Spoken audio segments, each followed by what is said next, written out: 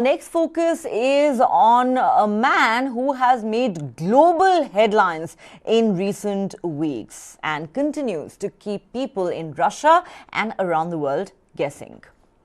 Yevgeny Prigozhin, the man who made global headlines recently by launching an unprecedented armed mutiny against Russian President Vladimir Putin, thereby mounting the biggest challenge to Putin's reign in decades, may be back in Russia.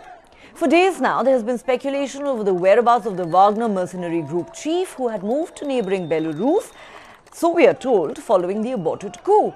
But now, Belarusian President Alexander Lukashenko, who brokered the truce between Putin and Prigozhin, has claimed that the latter is not in Belarus, suggesting he may be in St. Petersburg or Moscow instead. This claim raises many questions about the purported deal that ended Wagner's armed rebellion against Putin's regime last month. Lukashenko has also said Moscow will determine whether the paramilitary group's fighters will come to Belarus. He says the decision will be made in the near future. Meanwhile, Russian security services have raided the residence of Yevgeny Prigozhin. The Wagner boss's St. Petersburg Palace was discovered to harbor an assortment of peculiar items, including multiple wigs, gold bars, even a stuffed alligator, apart from firearms and ammunition. Also, large piles of cash estimated at 600 million rubles or $6.7 million were found scattered throughout the property. Russian authorities also uncovered multiple passports belonging to Prigozhin, each bearing a different name. Human rights advocates have said time and again that Russian authorities have a pattern of fabricating criminal cases against the Kremlin's political challengers. The Wagner boss has not been seen in public since the 24th of June when he left Rostov-on-Don in southern Russia after halting his march on Moscow, the biggest threat to Vladimir Putin's 23-year rule. But significantly, a former senior Russian defense official has said the fact that Prigozhin appears to move freely around Russia indicates that he continues to enjoy some leverage in the country. He said, and I quote, "It does not look like Prigozhin fears for his life. He does not act like a man on the run." Under a deal brokered by the Belarusian president, Prigozhin abandoned what he called a march for justice by thousands of his troops on Moscow in exchange for a safe passage to exile in Belarus. Criminal charges against Prigozhin were then dropped as part of this agreement. But there have been questions about whether Prigozhin was sticking to the terms of the deal. The warlord has not been photographed in Belarus, and his jet has flown between Belarus and Moscow and St. Petersburg several times, causing speculation about his whereabouts. Will there be talks between Putin and Prigozhin is another question being asked. But remember, the mutiny and subsequent events have significantly undermined confidence in Putin's authoritarian regime. Prigozhin's enduring popularity among Russian citizens, despite Putin labeling him a traitor, adds to the complexity of the situation. As we said, the failed coup represents the most significant threat to Putin's premiership since he assumed power over 2 decades ago. Now, as the investigation continues, Russia and indeed the world is closely watching, with now many questioning the stability of the Russian political landscape. He is in St. Petersburg. Where is he this morning? He might travel to Moscow or he might be elsewhere, but he is not on Belarus territory.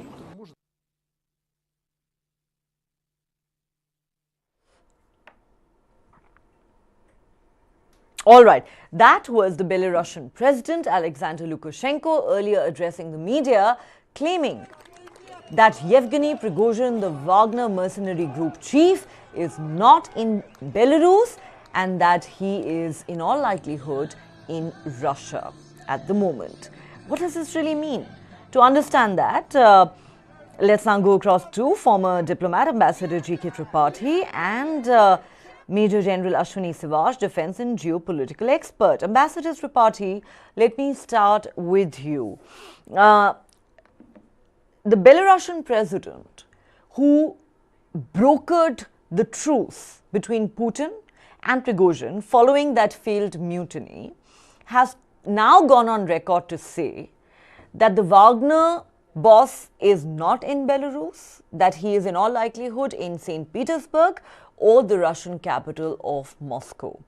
Very interestingly, a former Russian military officer has said that Prigozhin does not look like a man who fears for his life, and he certainly doesn't look like a man who is on the run.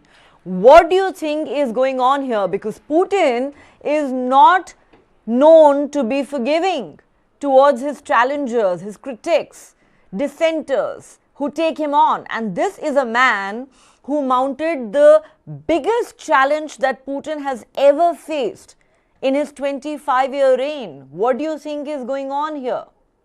Well, I think Neha, Putin has very cleverly tried to have a middle path. There was news items, but unconfirmed news item that Prigozhin has gone to Moscow. Sorry, Prigozhin has gone to Belarus. Minsk, Belarus, uh, and he has got a shelter, safe shelter there. But I don't think there was any substance in that. My feeling was that Putin, with help of Lukashenko, has neutralized him or given him Prigozhin or given him an offer that okay, you keep quiet right now until the war ends, and once the war ends, there will see questions will change in military, and then we will give you the reward. You will be rewarded appropriately. Now, here the problem is that as your screen shows that people, shouting slogans and taking selfies, taking photos in support of Prigozhin. What I feel is that this is the momentous thing. This is the momentary thing. It is Putin knows that these things are not going to be translated into any serious mass action by the public, and therefore Putin allows it because in all these type of demonstration and protest or cheering, the serious elements in the general populace are very thin proportion. The rest are just for the thrill of going and seeing the rebel leader and taking the photo and claiming that okay, I was there, I had been there. So these are the things, and I don't think Putin's position has weakened considerably because within 24 hours, you might Putin control this thing. And therefore, I think that Putin is going to survive. But he has given a sort of assurance or lollipop, to my mind, it appears, to Prigozhin. But he will he will buy time after the war. After the war ends, whenever it does, he will deal with Prigozhin accordingly. So I don't think that there is a very big mystery in where Prigozhin is. He has been just neutralized for the time. You don't think that there is any mystery to this. You believe that Putin's probably handed a lollipop to Prigozhin, as you put it. But Major General Sivash, let me come to you now. The events that have unfolded in Russia over the past month have been both astounding and confounding at multiple levels. We were told that the mutiny was aborted because Lukashenko, the Belarusian president, who was a close ally of Putin, intervened. He brokered a peace deal of sorts, under which Prigozhin and his troops were meant to go to Belarus. Now we are given to understand, or at least Lukashenko claims, that Prigozhin is not in Belarus. In all likelihood, he's in Russia.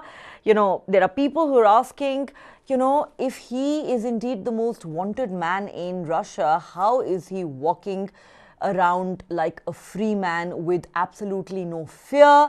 And there has been another very interesting development in Russia in recent weeks that you, I'm sure, have followed. That in the aftermath of this aborted mutiny against Putin, the top two military generals in Russia have all but disappeared. They have not been seen in public for days together. And if reports are to be believed, they are being quote unquote questioned by the Putin regime about their possible involvement in the mutiny, or the fact that they may have had prior information about this. Put all of this into perspective for us, sir. It's all very confusing and it does sound mysterious to me. Make sense of it for us. Absolutely correct. See, Rini, I'll tell you what exactly the situation is looking is quite mysterious, no doubt. What I feel is the strongest point was when Prigozhin was marching from Rostov toward the Moscow. That time he was a threat to be reckoned with, and Putin very cleverly, with the help of Lukashenko, strike a deal with him.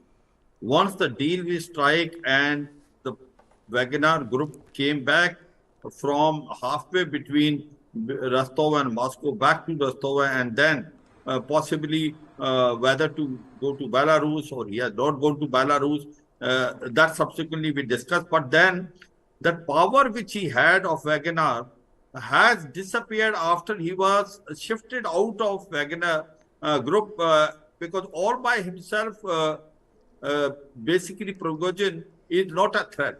He is a threat when his group is also with him. So as on today, temporarily, Putin very cleverly neutralized him.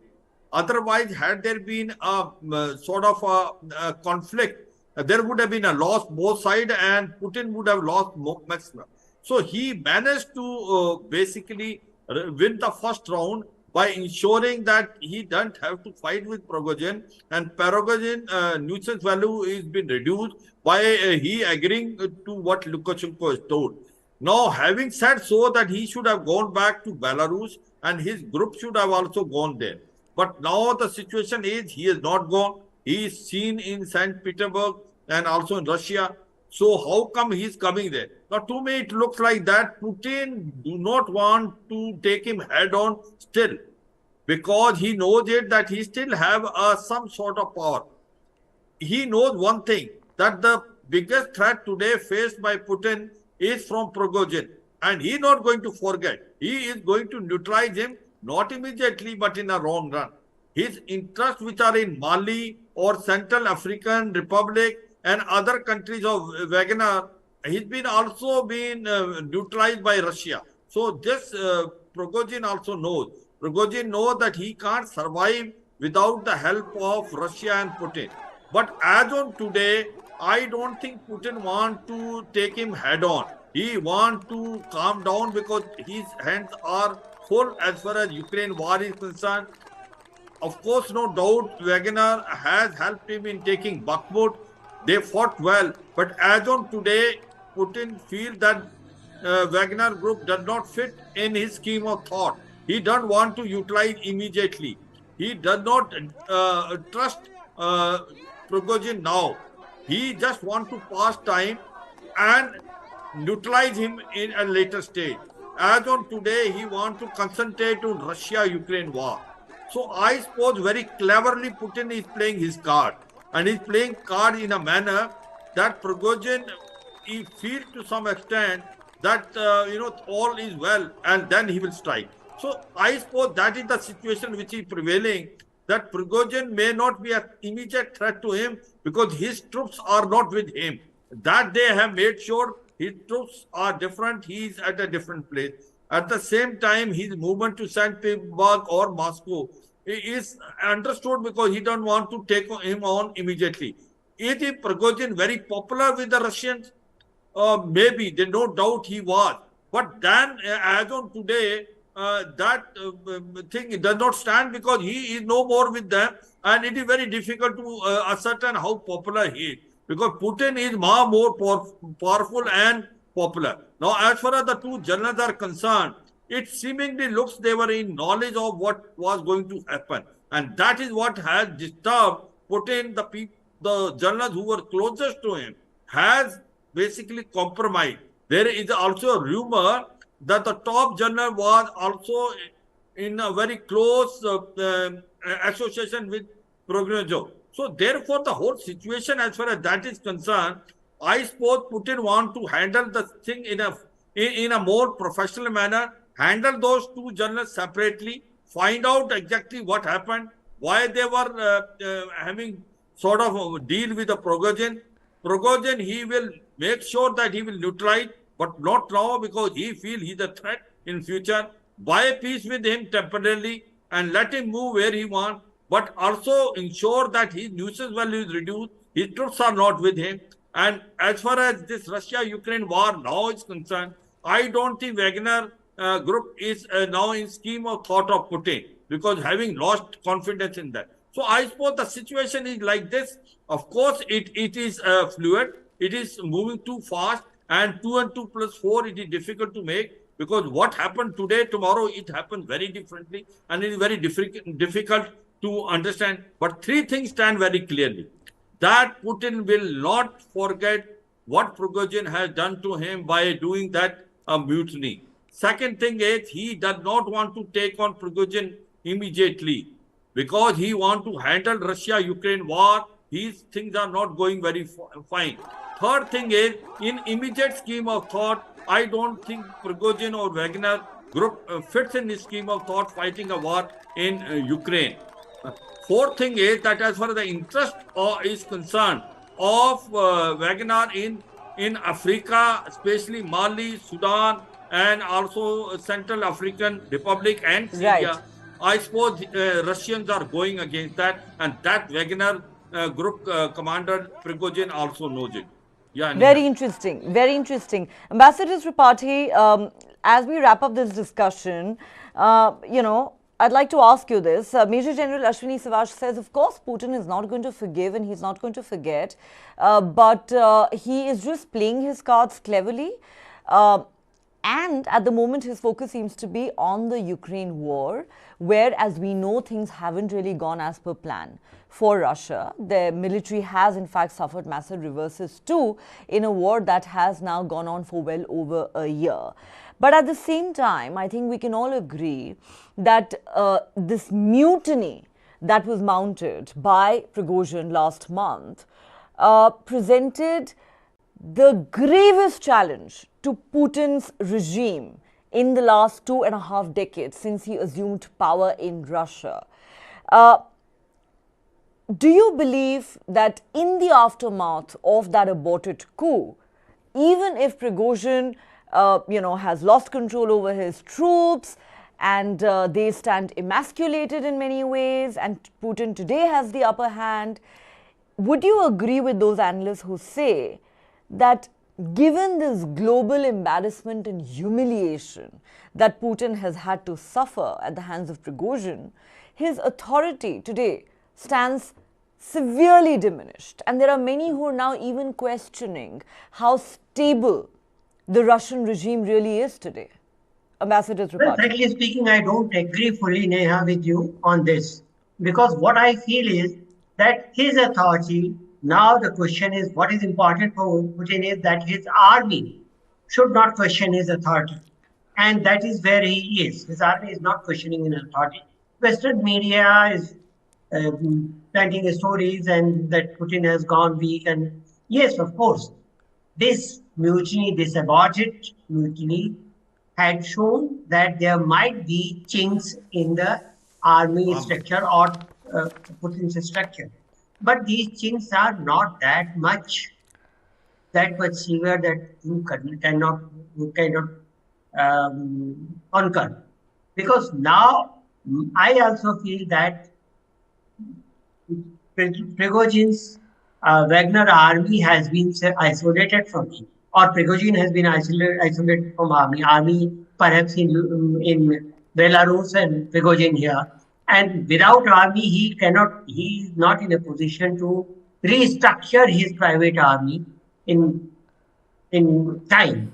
So he will not do anything. He will not present a threat.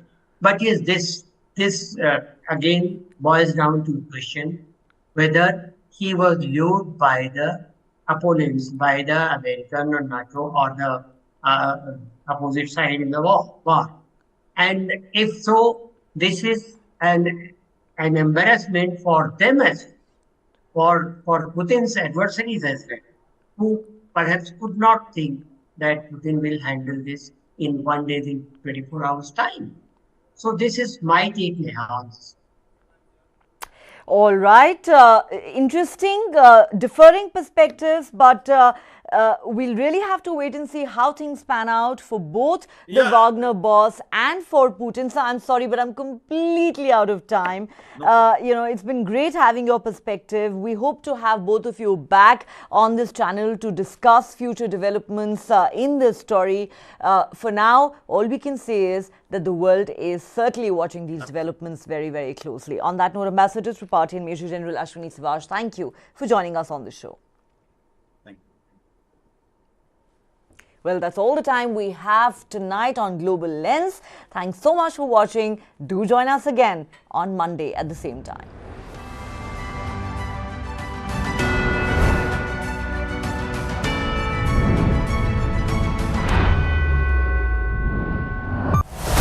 Gautam Adani, one of the richest men in the world, or a business honcho, accused of manipulating the market. Adani ji 609 number से दूसरे number तक कैसे पहुंचे? सिर्फ एक सवाल पूछा, नरेंद्र मोदी जी, आपका अदानी जी से रिश्ता क्या है? He has given the space, the railways, the airport, which he has no experience also. So the country's interest has been compromised. Government has been very clearly